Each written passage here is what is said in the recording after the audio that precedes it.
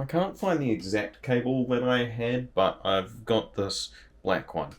It was a blue USB 3.0 to what was it? It was the old micro B type of plug. That's the USB 3.0 version. And so this is for my external hard drives. I would prefer to set it up in a nicer way. So I'm going to plug in my 12 terabyte external hard drive.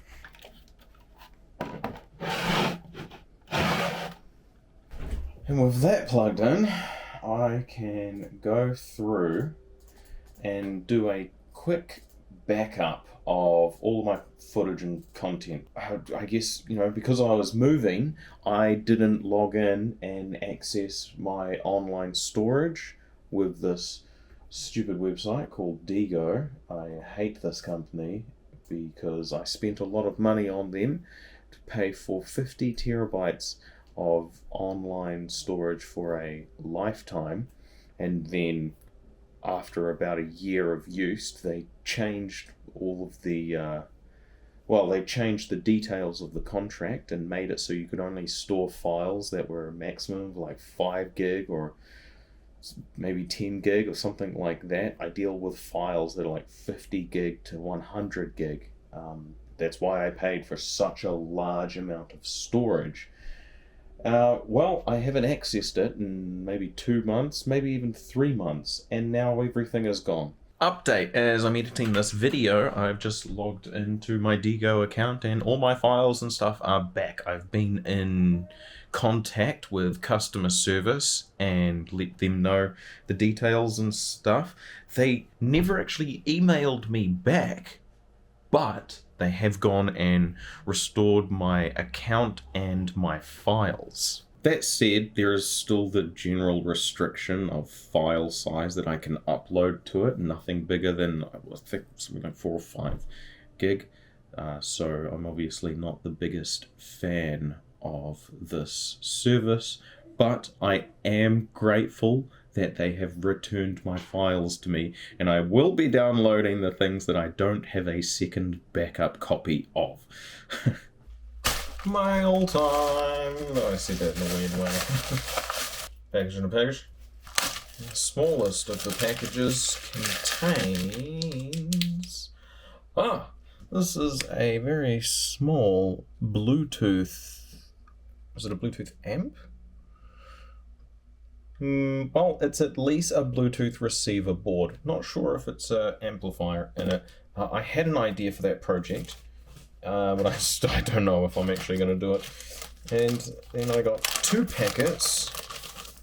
2 packets of props for my DJI Avata 2. This is purely just gathering resources for when I actually use it.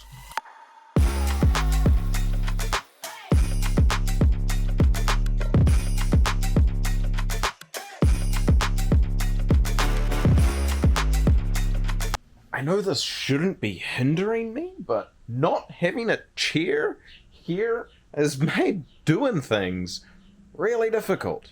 I've tried using this little 3-step ladder as a chair for some other just really basic little soldering and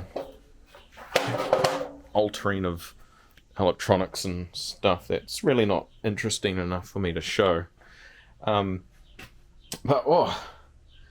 It's just feels like I'm pushing uphill right now, trying to work with this space.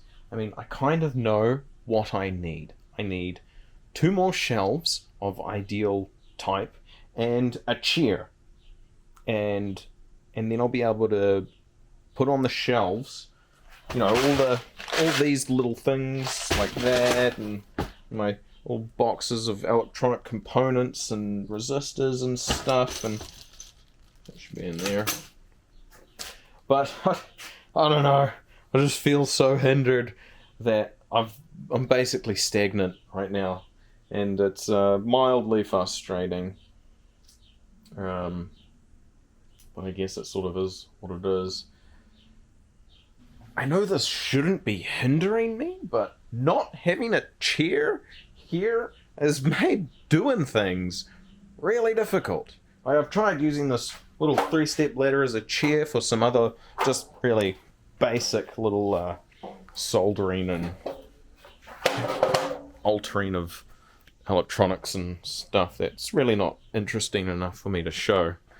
But it's just feels like I'm pushing uphill right now, trying to work with this space.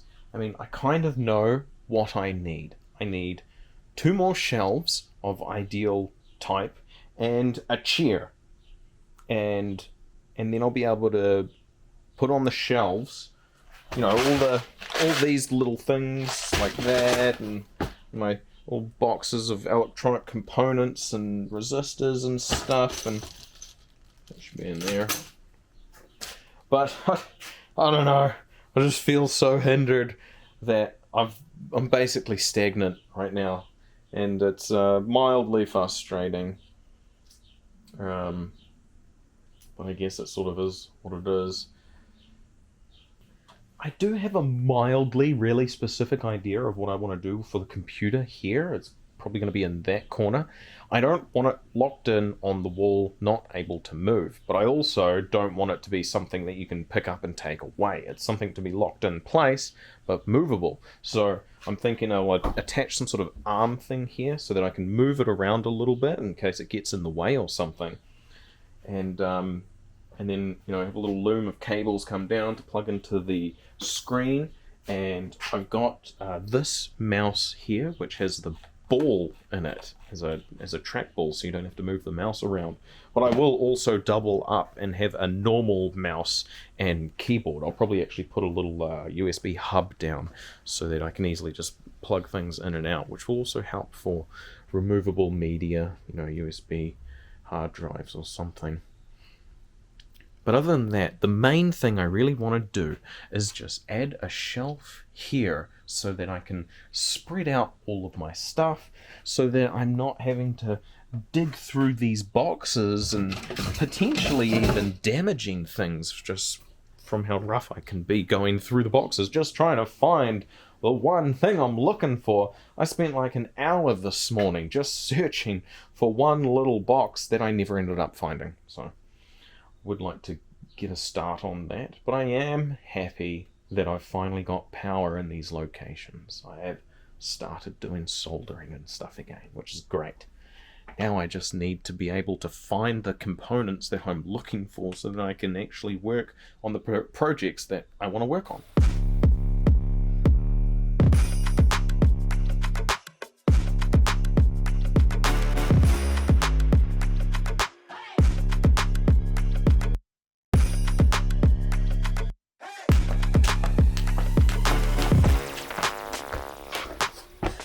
I'm just kidding.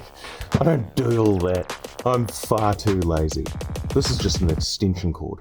There are only 2 ways to get this big garage door open, and that's either pushing a button on this remote, which basically just lives inside, or pushing a button here by the door.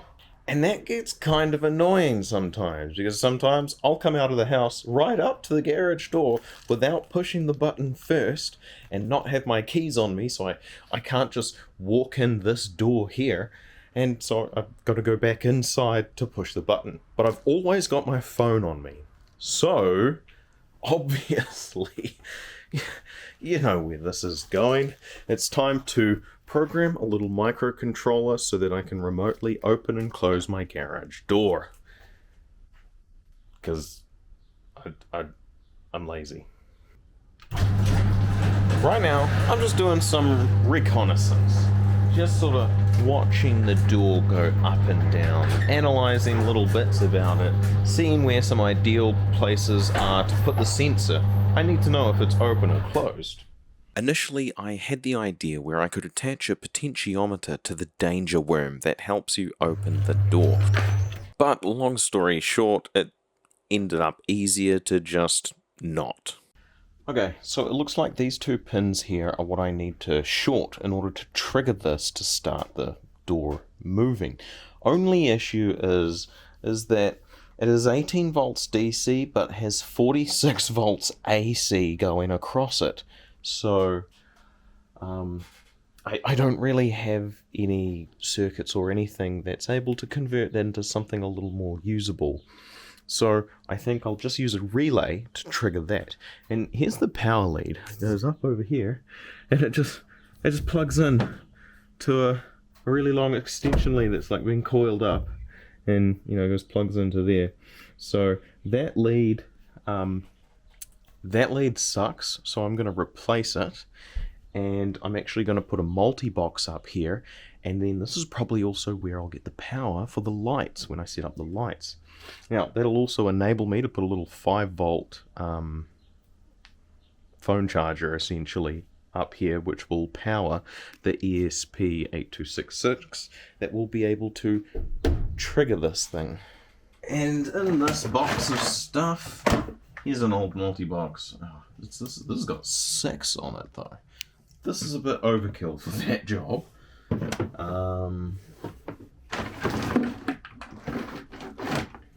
This might be it. And I'll just use this little block here with maybe this. Is this the last of the extension lead? This is the last. This is the last of it. Well, I hope this reaches, and I know it's got a plug on it already. I'm not going to be using that plug. I'm going to take the plug off of this multi-box here because it's a tap-on plug. It just helps me ensure that it's not going to get in my way. Because as soon as the plugs and stuff start getting in my way, then it does start to get annoying. Not really sure what else I would want plugged in up there. Although I could have a short extension lead just dangling down from there so I can plug things in the middle of the room. But I don't know. We'll see how that goes. Oof.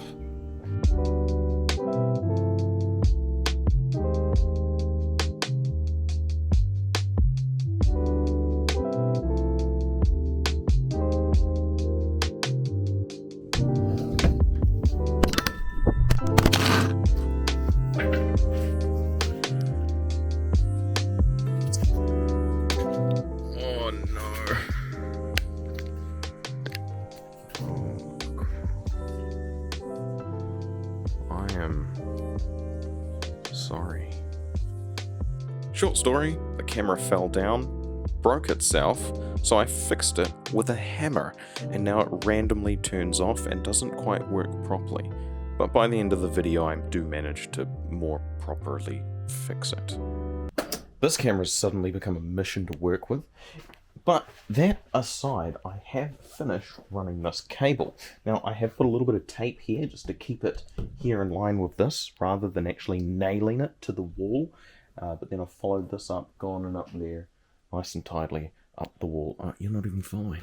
Along the wall, and nicely up to there, where of course it then runs all the way across here to this multi-board up here. I was going to hide the multi-board initially, but then I was like, I'll show it.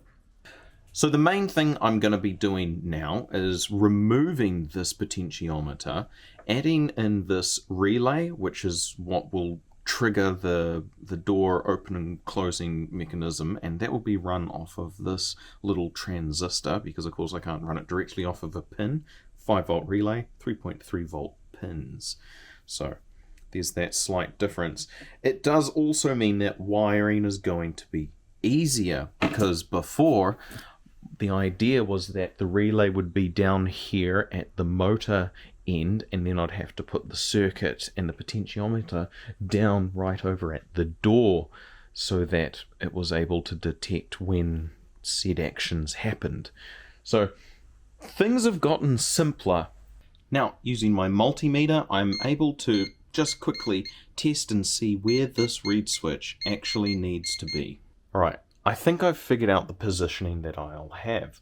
So I'm going to mount this upside down, which lowers it right down to, well, really close to where the chain is.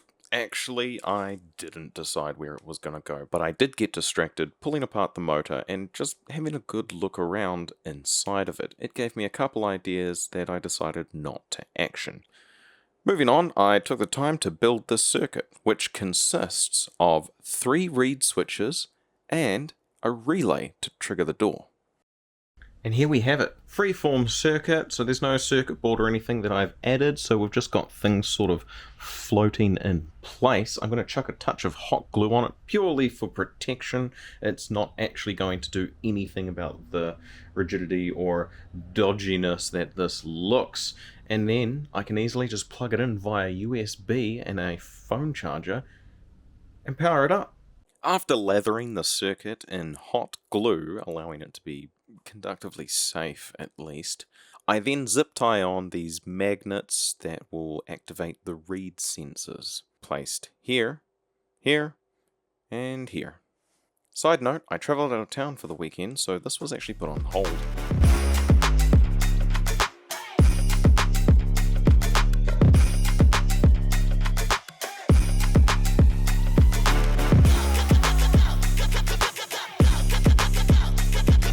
Now my next step is to attach these sensors to the top of that motor box garage door opener control unit thing. Ignoring the complete stumble of coming up with that name, I ended up installing the 3 sensors onto it in a slightly different way than I initially planned. Cleaning it a day early, allowing me to use the sticky stuff on the back of the sensors, I was able to mount them quite nicely in place and tape down the wires. And now we can test. Oh, let's use my phone this time. And hey, oh, and let's close it again. There we go. And you can even see, here's our little sensor one flashing as the motor piece spins. As you're about to see, I quickly update that to make it a little more understandable. Oh, it's even resting it on.